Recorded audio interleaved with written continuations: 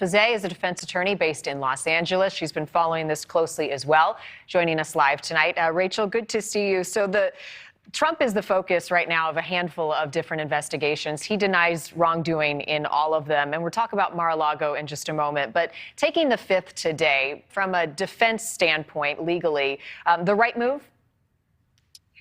The fifth today was in a completely unrelated case. So this is the state attorney general of New York investigating basically investor fraud and various assets and how he valued them. This is completely different than what the search warrant was executed on for Mar-a-Lago. So this is a civil case. It's the attorney general, but this is a civil case that he came in and he took the Fifth Amendment on. Now, I think we all have to pause a moment, given that he is a former president taking the Fifth Amendment in a civil case as it relates to his business dealings.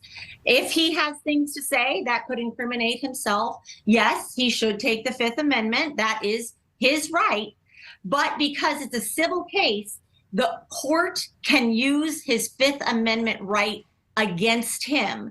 And the reason they can do that at trial is because it's civil, and so you can get what's called an adverse inference. And the adverse inference is that he took his Fifth Amendment. That must mean he had something bad to say.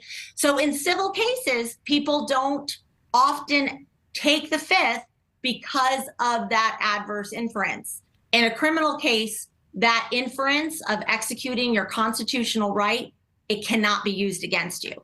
Got it.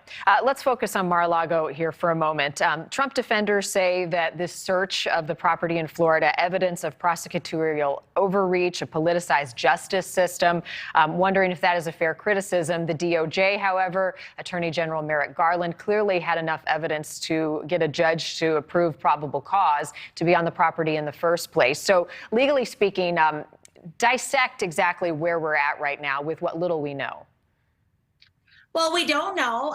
The Justice Department has definitely kept this under wraps, and I don't think we can expect to know what's going on in an ongoing federal criminal investigation. We never know what's going on until somebody is charged. So we don't know what evidence they have against President Trump. We don't know why they chose that day and location. It is all to be known. It is in a sworn affidavit under seal with the court, and the court thought there was enough there to allow this search warrant to go forward, meaning they believe and they convinced a judge that there was probable cause that a crime and that evidence of a crime would be located at the places that the FBI and the U.S. Attorney said it would be located. And that's how they got the search warrant. In the meantime, we're left to wild speculation. Merrick Garland knows what's in that search warrant, and so does the former president tonight, neither of which are sharing that information. Rachel Fiset, always appreciate it. Thank you.